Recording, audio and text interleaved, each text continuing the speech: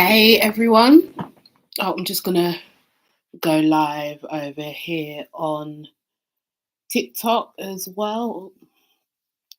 Um, there we go.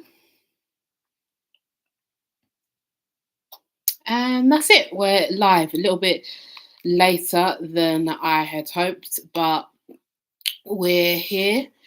And today I want this live to be about how to uh, embrace our own shadow and how to embrace our own weaknesses so that they don't keep tripping us up over and over again.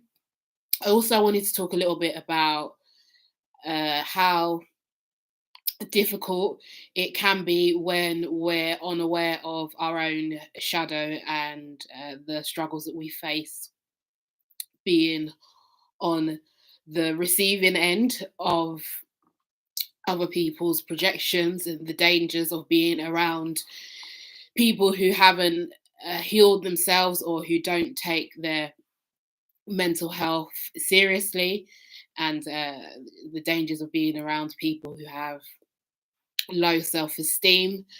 And I also wanted to answer some of the more complicated questions that have come up on my latest video, where I sort of summarize all of my knowledge and everything that I've learned over the past couple of years. And it's my latest video on YouTube, and it sort of explains the nature of all of reality. So yeah, so that's what this video is gonna be about. I usually have some sort of structure or notes to go off, but I'm gonna completely freestyle it this time and see what happens.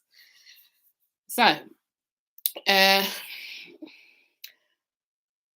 the shadow or the dark side of our human nature is something that most religions and most people in general avoid. And that's because it's really tough, it's really uncomfortable to look at the dark side of human nature, specifically our own nature. But it's really easy to look at other people and notice what they are doing wrong. So uh, for example, my YouTube channel is, I guess, kind of like my own shadow work. That's how it started. And a lot of people come to my YouTube and my TikTok and they leave hate comments all the time. And uh, it's so obvious that these trolls and people, they're just sort of like projecting their own insecurities out onto different people on online and stuff, because it's easier to see a video that they don't agree with and to attack that than look in the mirror and sort of analyze their own lives. So I get it a lot online, and I used to get it a lot in person as well. So I would put myself in situations where I was around friends or relationships where these people clearly had issues, and we all have issues, but these people, because of their personality types and because they were so completely different and opposite to me, they refused to deal with their own issues, and they had a real big problem with taking responsibility. And I find I don't want to narrow a certain groups or anything like that, because I know that this happens across the board. But some people are absolutely terrible at taking accountability, and I would always find myself in those situations. And I say, when I really started to stand up for myself and put my foot down, maybe early 2022, um, late late 2021, I realized how much trauma that had caused me over the years without realizing. But luckily, I realized I had to get away from this certain friendship group, had to start to break away from them, and had to get out of this relationship because it was just completely draining me. And I found new friends, and I went to a therapist, and I remember them. One of my new friends is a therapist, and um, both of them, when I was, just getting to know them and explaining my situation to these people, they both asked me, what did you like about this friend group? Why did you like them in the first place? And why did you like this ex of yours? And that question really sort of stopped me in my tracks, and it sort of made me think about everything really differently. Because even though that wasn't the case at the end of my relationships with these people, in the beginning, they had something about them that really attracted me in the first place. And I find that in my videos as well. These people that come in and they have all of these negative things to say, I just think, why on earth are you here in the first place? And it's because of that unconscious attraction. And when I speak about this in my videos and stuff like that, that's something that a lot of people really can't get their head around. So in the Gnostic stories, it's about Yaldabaoth and Sophia and all of that stuff. And I talk about it in a slightly less complicated way. I say that the energy of darkness, the devil, enticed spirits down out of heaven into the physical world, and they used desire. And that's something that people can't get their head around, and it's also something that I find really difficult. Also find it quite difficult to explain, but in a way, we need to stop looking at these people who have qualities that we don't like, because if we truly didn't like them, then they wouldn't be on our radar. So I think that's one of the traps of the whole self-improvement and spiritual movements and stuff like that. It doesn't really get to the root of the problem, or it identifies what the problem is, but it doesn't tell us how to sort of come to any conclusion.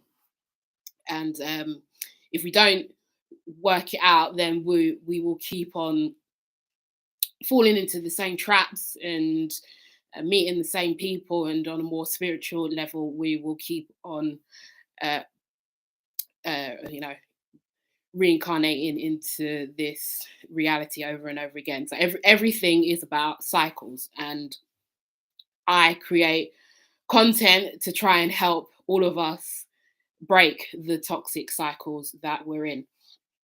And it sounds contradictory, but uh, rather than completely condemning uh, other people, we need to look at them and try and identify what they can teach us.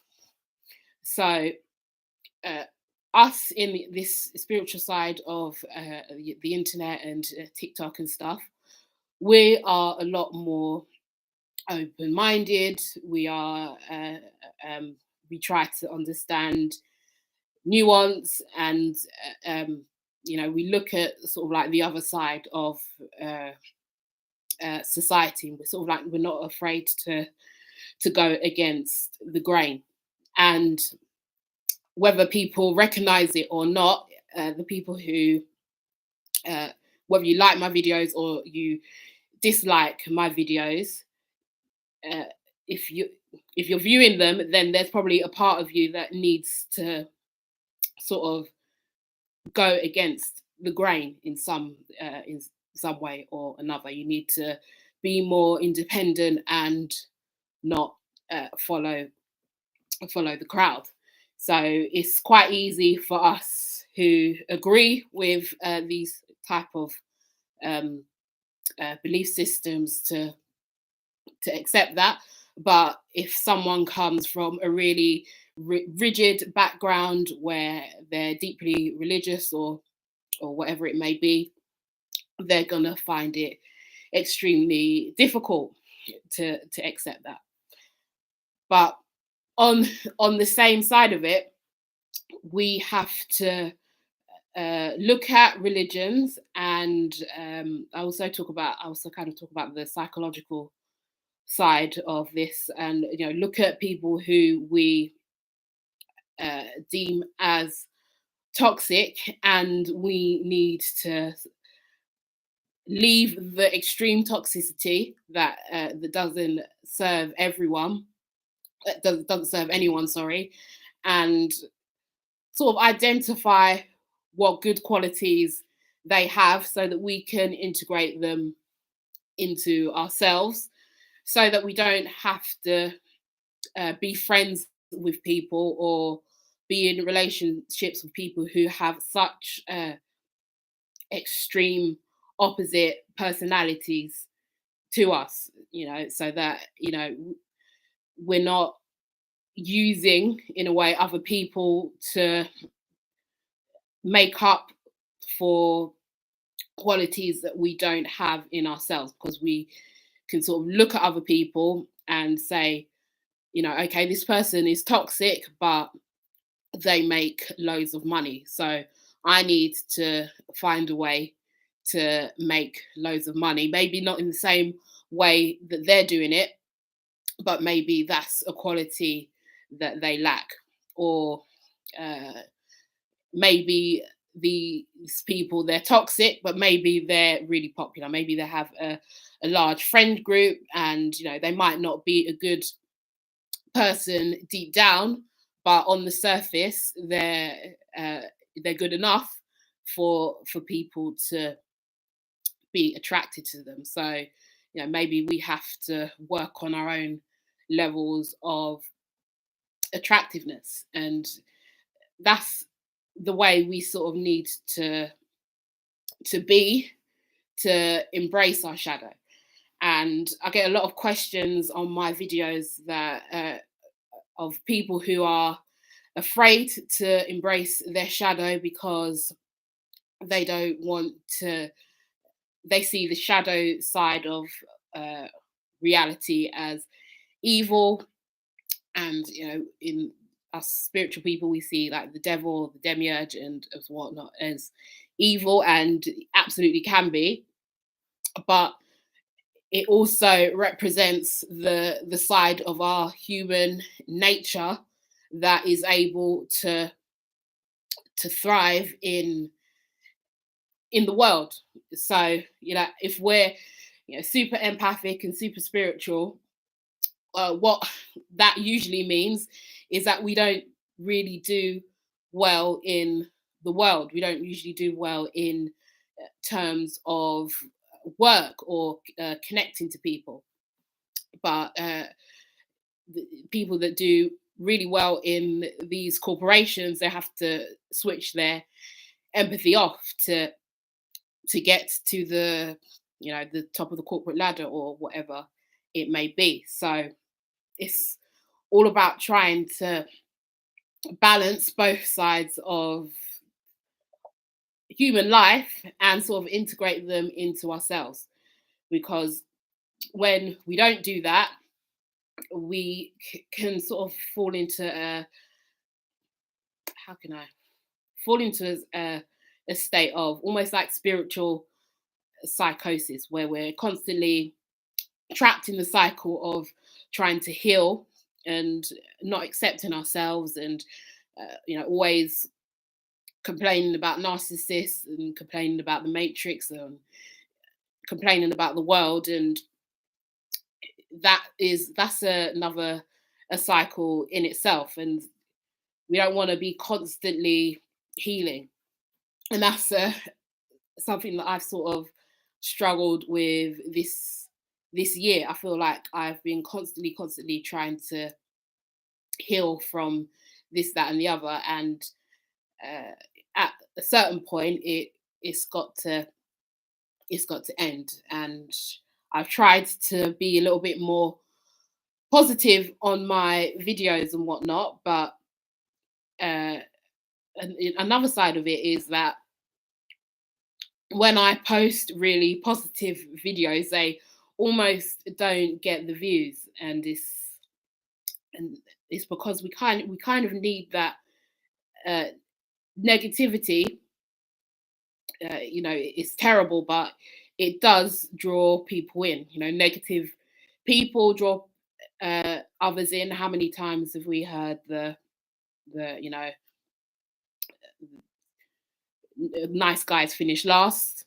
And that is because negativity, it does draw people in. And even as I've been posting videos, if I post something extremely positive, it'll get a couple hundred views maybe. But if I sort of post something a bit more controversial, that's what draws people in. And that's because a lot of people have a low sort of vibration unconsciously. So uh, ignore the haters. Thanks, Richard. I do ignore the haters, but I'm just using them as an example. And it's just something that we all go through. And I just wanted to share it with you because I feel like I'm at the end of my healing stage, and I'm sort of moving into the next uh, stage in life, really. And yeah, so sorry, I'm over on TikTok as well. I don't want to completely ignore you guys. Um, Thank you for all of the the likes on the live. I really appreciate you. I can't see any comments. Shadow integration requires a lot of healing. It does. It really does. And it's quite a brave thing to do. And it's something that very, very few people actually take on for themselves. So I feel like we're in our own little corner on the internet, probably, where we're always seeing the same types of videos. But in real life, it's quite hard and it's quite lonely because not a lot of people take the initiative to even pick up a book, let alone go to a therapist or watch a video or anything like that. So it does require a lot of healing, and it's something that is completely unique for for all of us. But hopefully we can all get to a place soon where we realize that we're perfect as we are, and we don't need to keep entering into toxic situations because there's nothing left to learn from them.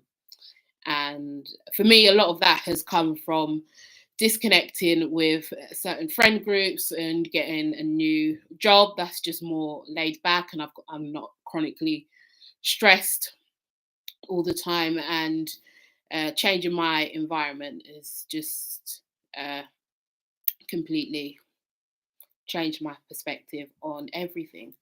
The path The path is narrow and lonely. It is 100%. Sometimes I just think I'm the only person in the whole, the whole of the UK on this journey. Or there's very few people around me, especially in my area and in from my background. A lot of people do not sort of venture into this side of things, and it can be very lonely. And even when I go to other creators' videos, I can see that they're struggling with the same sort of backlash and and so on. But I always keep going because I know that it's something that you guys really appreciate, and I appreciate all of you as well. So yeah, I just wanted to share that with you. Hopefully, it's resonated with some of you. Thanks for all the likes over on TikTok. I really appreciate them all. If you're on TikTok, go and watch my latest video. I can't remember what I called it.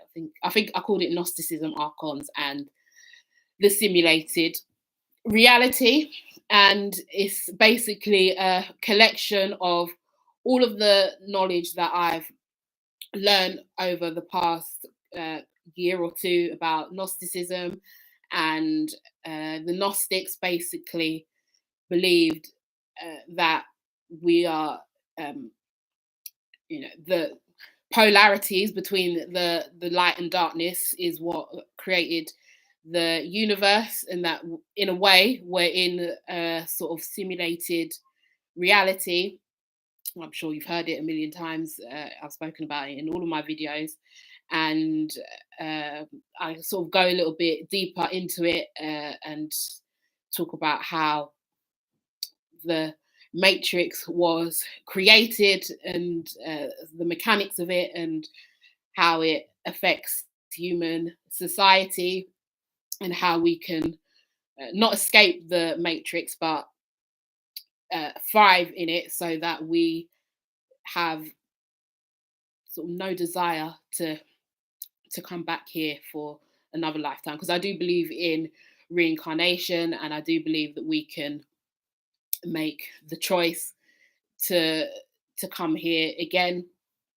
But the problem of this reality is that the information that we need to make us free it's not hidden, it's there, but it's extremely complicated, and they've overcomplicated it so that they can sort of gatekeep all of this knowledge to keep us recycling back here over and over again.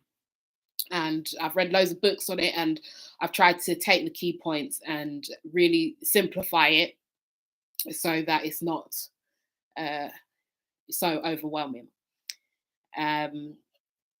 But when I do break it down, and so obviously this page is about the Gnostics and all of this deep spiritual matrixy type of stuff, but we aren't in, there are no aliens in this reality. There are no archons. There's no, we can't see these dark spirits, and we can't see angels and so on, but we do have each other, and we are sort of like mini reflections of what happens in the higher worlds.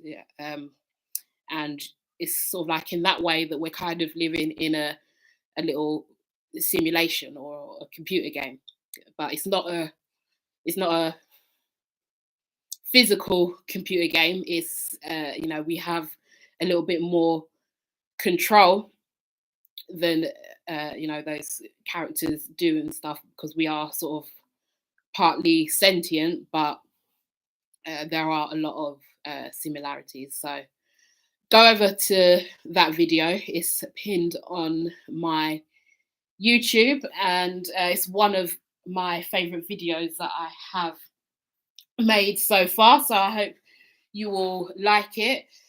I can't post it on TikTok because I about to get banned on TikTok, and yeah, basically they really don't like the simulation theory, so I haven't posted it on there because I don't want to get my account taken down. I don't want to lose all you guys. But there were some questions that I got on that video that are quite complicated, and I wanted to answer them on the live. And if you've got any questions on TikTok or over here on YouTube, then please let me know down below, and I'll try my best to answer them. Thank God. Oh, thank you for all of the positive comments, and thanks for all of the likes and stuff. That sucks. I know. So I'm starry-eyed. I'm way more active on YouTube. I'm not much of a TikToker anymore. So that's why I try and bring you in on my lives and whatnot, so that you guys don't get left out. Someone said, why on earth did the monad and the primordial gods, I guess that's the angels, and Sophia trap the divine spark in this demonic material realm? Is that merely for the free will, or is it part of some divine plan? That that goes back to understanding that we tend to think in black and white terms. So God is good, devil is bad, angels are good, demons are bad, and so on and so on. But it's a little bit more complex than that. So why he's basically saying, why, if God is good, why does he allow all of this all of these terrible things to happen here on earth? And it's to understand that, we have to start to understand nuance. So how can I put it? If we take away all of these really complicated stories and whatnot, imagine you're a parent, and you live in a beautiful neighborhood, and you've given everything to your children. Your children have never suffered ever in their lives. They don't want for anything, and their life is great. And you have a child, maybe a teenage daughter, and this teenage daughter is growing up in paradise, in suburbia, wherever, and this boy from the other side of town comes along and promises excitement, and tells her that they could be boyfriend and girlfriend, and they can travel the world together. But this boy, he's young, he's good looking, he's exciting, but he's got nothing of real substance to offer your teenager. Okay, but if you, as the parent, say to your teenager, do not follow this young man to the other side of town, he's gonna ruin your life, your teenage child will probably not listen to you. Okay, so because as a young person that is kind of immature, we can sometimes see perfection and luxury and stuff like that as being boring. That's part of being a young person. We do just crave a challenge. That's part of our nature. Okay, so that's a really simplistic way of putting it, but the same thing kind of happens in the cosmos. So your teenage daughter might follow this child to the other side of town and get knocked up and have a really terrible life, and you know, fall into the wrong crowd or whatever, and then maybe in 5 or 10 years later she will realize the mistake that she's made. And but that's, that's a mistake, that's a lesson that she almost has to learn from by herself. And as the parent, you're always going to be there for your child on the other end of the phone, but you can't physically, chain them to their bedroom and force them to stay at home. Eventually they're going to get old enough to do what they want, and that's kind of what happens to us as souls. So imagine we live in paradise and everything is perfect and we've got nothing to worry about and we're rich or whatever. We're going to get bored, and that's part of our immaturity. And the soul travels down because it's enticed by other worlds. Some worlds are extremely harsh, like this planet, and some worlds are, not so bad. And it's my belief that we came here under the guise of being under sort of some sort of challenge. And that's what the New Age tells us all the time, and these Eastern religions tell us all the time, that we're here to learn a lesson.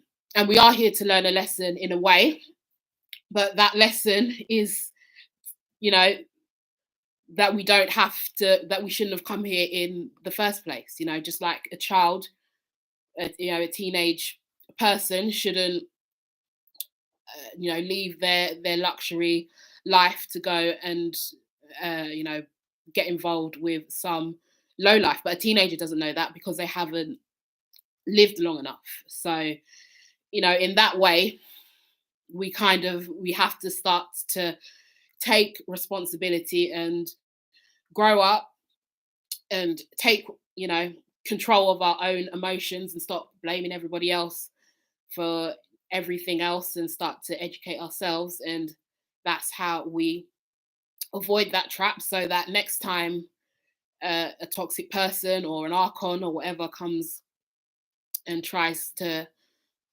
interrupt us from, our soul's journey, we can avoid that because we have the wisdom to, to be more discerning. So maybe the soul didn't have that wisdom before we came into that reality, and we've almost learnt the hard way.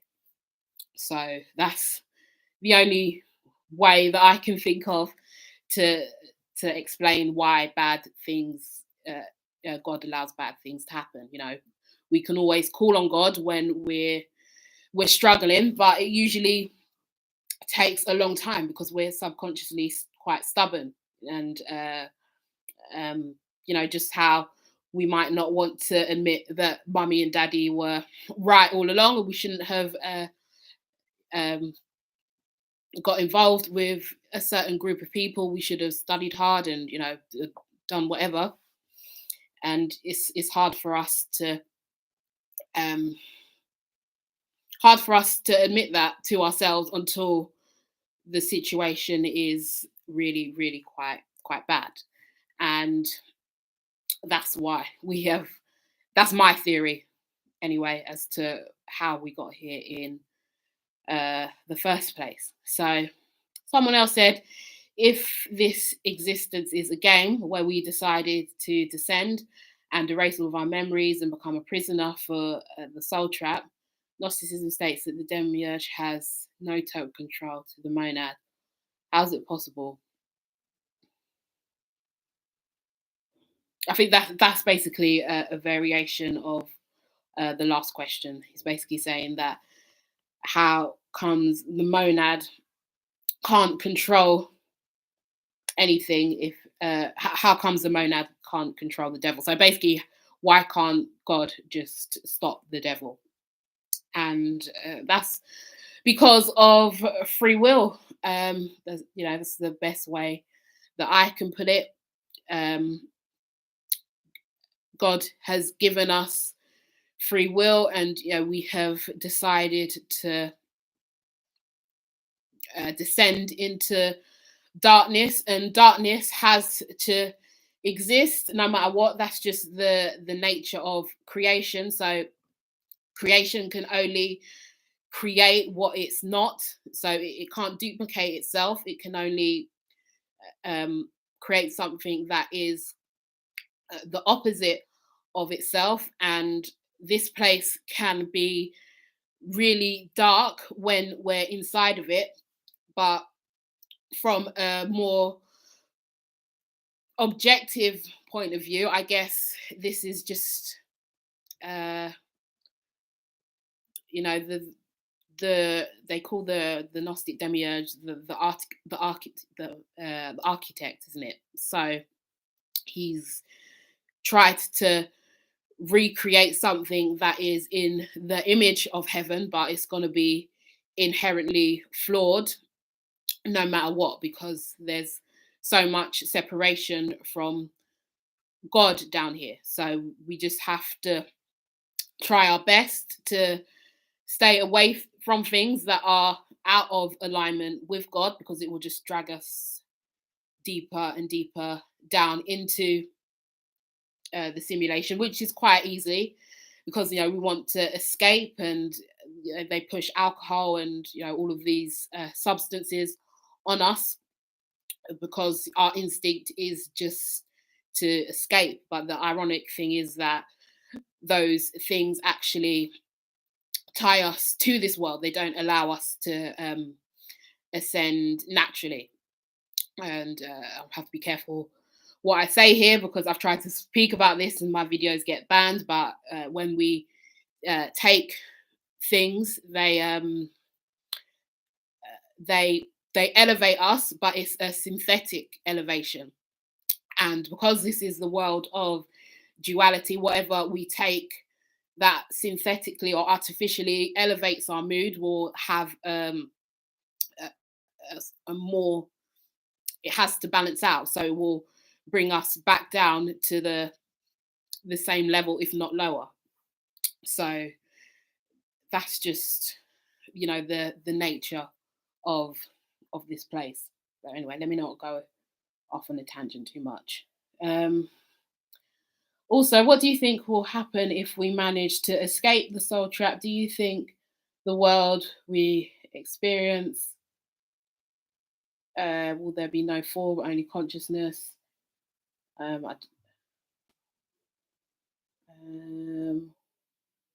Okay, so I think this person is basically trying to ask me what does reality look like outside of this reality. I think outside of this reality is it's more abstract. It's more a reality of frequency, and that's one of the things that make this world so attractive. So outside of this reality, nothing is, or everything is far less solid than it is here. So it's hard to explain. I believe it's a world of frequency, and this is the only place where we can physically have arms and legs and interact with different parts of ourselves. But the trap of that is that we have to give up most of our awareness of connection, and we become almost too divided. And I believe that as we ascend into the higher realms, we become more connected, but that connection can sort of come at the expense of isolation. So it's a little bit like healing. So a lot of you said that healing is a lonely journey, and it is. And we have a lot more friends and people who want to be around us when we're not healed and when we're unconscious. And I think that's one of the reasons why people are hesitant to start healing, because it's not the most social thing. So I feel like outside of this reality, it can be quite lonely. I hope that makes sense. Um, uh, I've been speaking to some people who say that archons have got total control of our bodies in the astral realm, and they can't be free until they die. I don't believe that archons have. So archons, if you don't know, is another word for demons. I don't believe that demons or archons or anyone has control of our body. It's all free will, but I think that they are extremely manipulative. Um, and the best comparison I have is being in a toxic relationship. So in a toxic relationship, so maybe like a DV situation or something like that, a person isn't, that person can, some 9 times out of 10, they can walk out the door and break up with that person if they want to, but that manipulative, toxic person has entered their psyche so much and has sort of broken down their confidence so much that they don't believe that they can survive without that toxic person. So, in that way, demons can have control over us, but only if we allow them to. And that's why it's so important that we become, not just physically strong, but mentally and emotionally strong, so that these people can't manipulate us. We always have control of ourselves. We always have free will, but a lot of us, especially people who are more empathic, are manipulated into giving our free will away. And that's because we try and help people and we try and save people, because we can see that these people are suffering on some deep level. But I speak about this a lot in my videos. It is not our job to save anyone except from ourselves. So that's how I feel about that. How about the fact that this life is scripted? That means that we have no control. I think that's talking about the simulation theory when I spoke about it being like a digital hologram. I think it is. I do think this is a holographic reality, but I don't. We have to keep in mind that our separation from God is only a perceived separation from God. God is with us, and on a certain level, we are God, and we do have control of our lives, even though it doesn't seem that way with all of the politicians and the way society is set up to be an extreme hierarchy where certain classes of people are at the bottom and certain classes of people are at the top. We always have control, and it is our reality is not scripted in a way that a literal computer game is coded or something like that. We can break out of it, but we have to learn to be more creative. So all of this knowledge that I speak about is hidden from us because the world doesn't want us to be creative. They want us to be a cog in the machine that doesn't really think, and that just gets on with it. But we do actually have a lot more power than the people of the world tell us that we have, especially when we start to come together But it's only because we are sort of brainwashed into to giving all of our power and all of our authority away from a really young age, and it starts from the school system, and and it goes up from there. So we forget how much power we have, but it is really difficult to take our power back, and that's why I always say we need to focus on not just our spiritual side but our mental health as well. So um, that feeling of powerlessness is usually something that's a little bit deeper, and that has to be explored. Um, what is sentience? What is consciousness? And is there such a thing as free will? Okay, so sentience and consciousness is about self awareness. So a lot of people, in the most simple terms, conscious is when you're physically awake, and unconscious is when you're asleep and your sort of subconscious mind kicks in and you have dreams and whatnot. A lot of people are unconscious because they have gone through a lot of pain in their family life growing up, and instead of facing their issues, they just carry on in the same old cycles, and it perpetuates a cycle of abuse, and that's sort of expressed abstractly in these Eastern religions and stuff like that, when we talk about reincarnation and stuff like that. And coming to nirvana is uh, can be interpreted as um, when the soul becomes conscious enough to understand what is happening in its life cycle, and what doesn't work for it, so it can break the cycle and not reincarnate. So I hope that makes sense.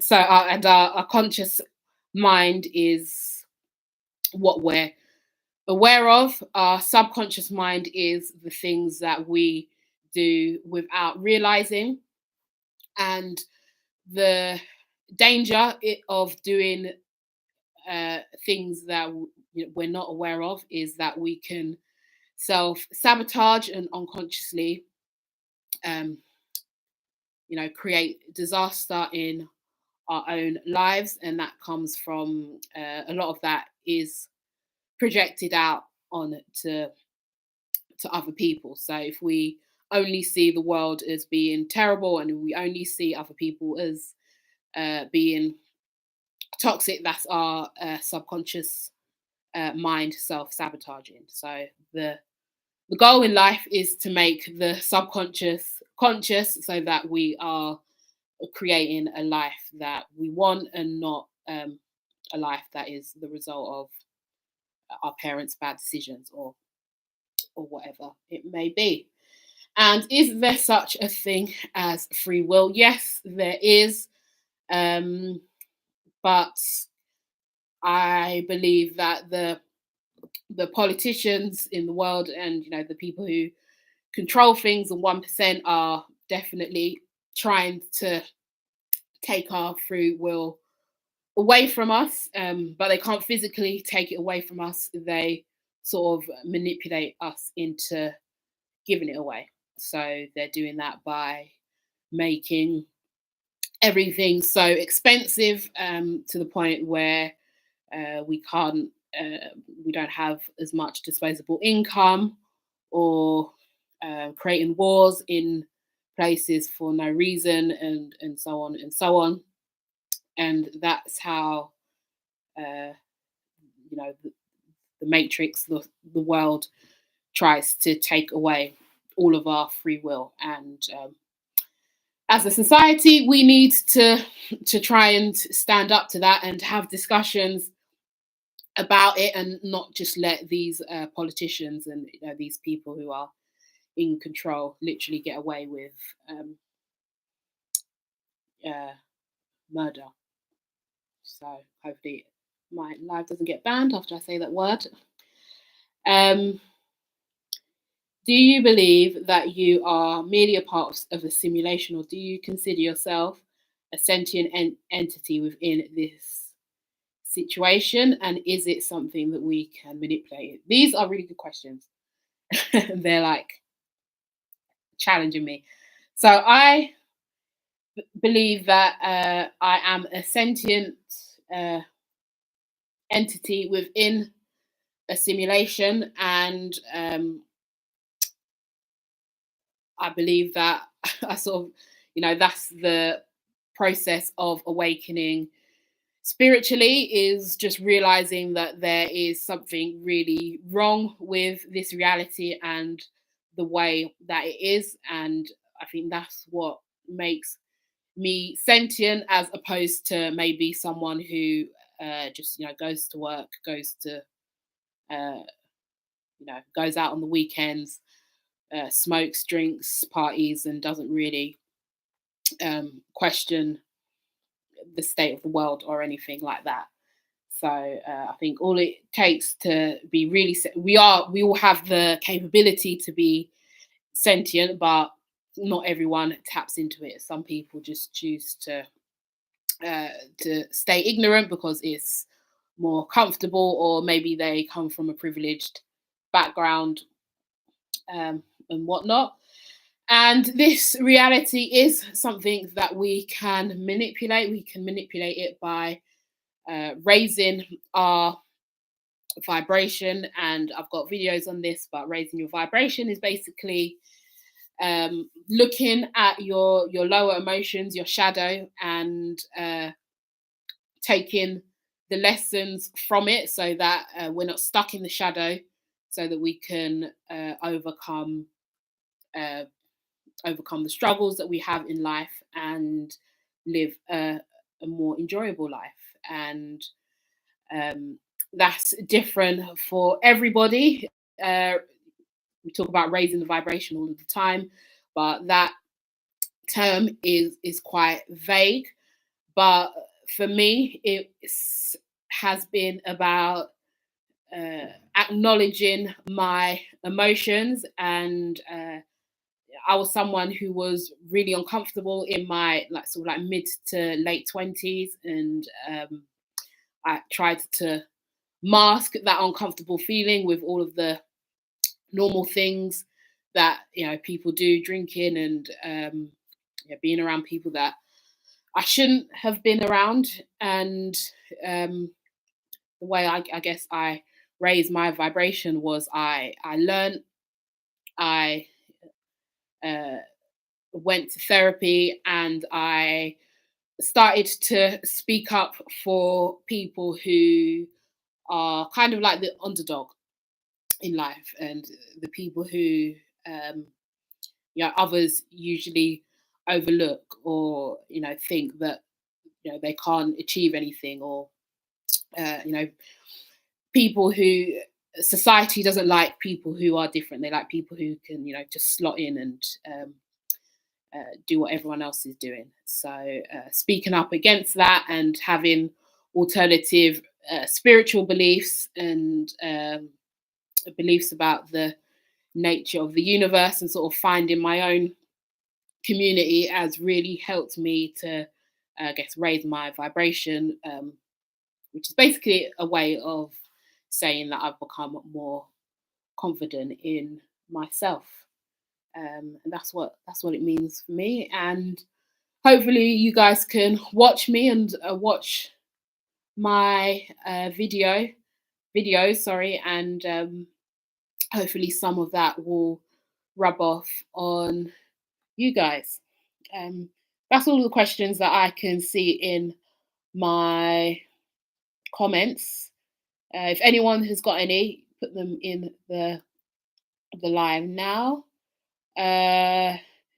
Is Yahweh still alive? Oh, that's good. Do you know what? I'm just writing the script for a video about Yahweh, and um, there's lots of different interpretations of who he is.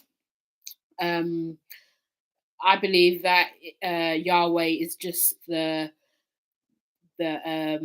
Hebrew name for the true God, and YHVH is, when you break it down, um, it's the process of the true God spirit coming down out of the heavens and into a human body. But it's quite a complicated thing, and I'm gonna put that video on my Patreon, but I'll put clips about it out on my public page and see if you guys want to watch it, if you want to support me. But I believe he is very much still alive, and I think that he is inside each and every one of us, a little bit similar to how the Gnostics described the divine spark. There's something that is inherently special about every single human, and it's just something that we've got to find a way to tap into. And the Hebrew Bible and the sort of Jewish mystics have sort of hidden that information in the story of Yahweh. But that's a little bit more controversial, so I put those videos behind the paywall. What video is it? I think it's called Gnosticism, Archons, and the Simulation Theory. It's the video that is pinned on my YouTube channel homepage, and it's the latest video that I uploaded. Because God's got bored after a long time and desired new experiences. Yeah, basically. As humans, we like to overcomplicate everything and overcomplicate all of these stories, and I think that's why we've ended up with such complex religious beliefs. But at its core, I do believe that the gods basically got really bored and decided to explore new places, and this is the most difficult place of them all.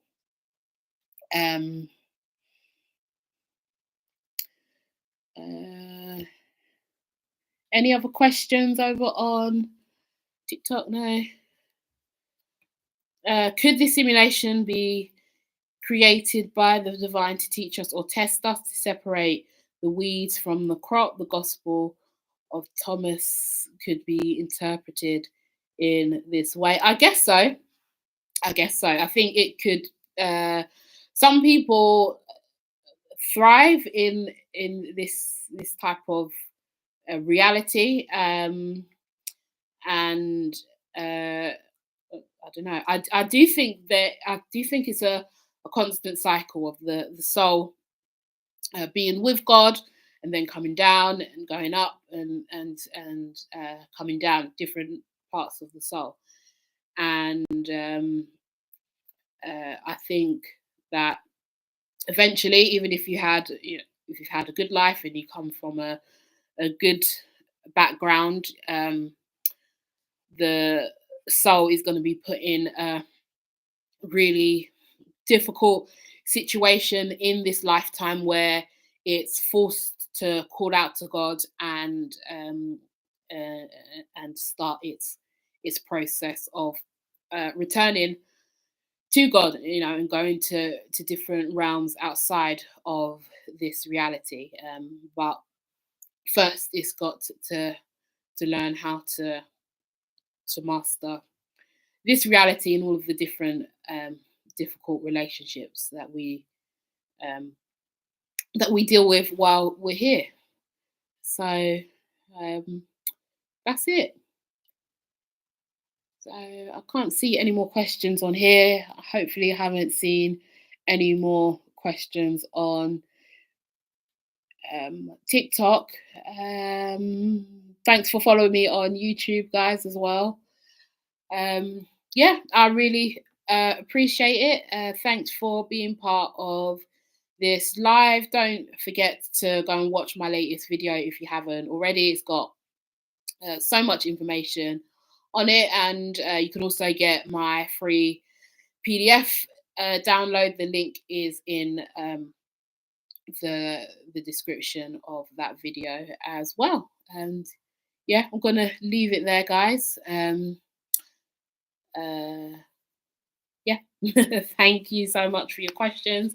Thanks for all of the likes over on TikTok. I'm gonna try and stick to my goal of going live once or twice a week. So if there's anything you want me to cover, or anything else that you think of, let me know. If you've got any video requests, let me know. I always want to make videos that you guys will actually watch. Hold on, I've got one more question come through. No, I think they've deleted it. Okay, I'm going to leave it there, you guys. Thank you so much for all of your support. Thanks for the love on the latest video, and I will see you all again really, really soon. Okay, bye, guys.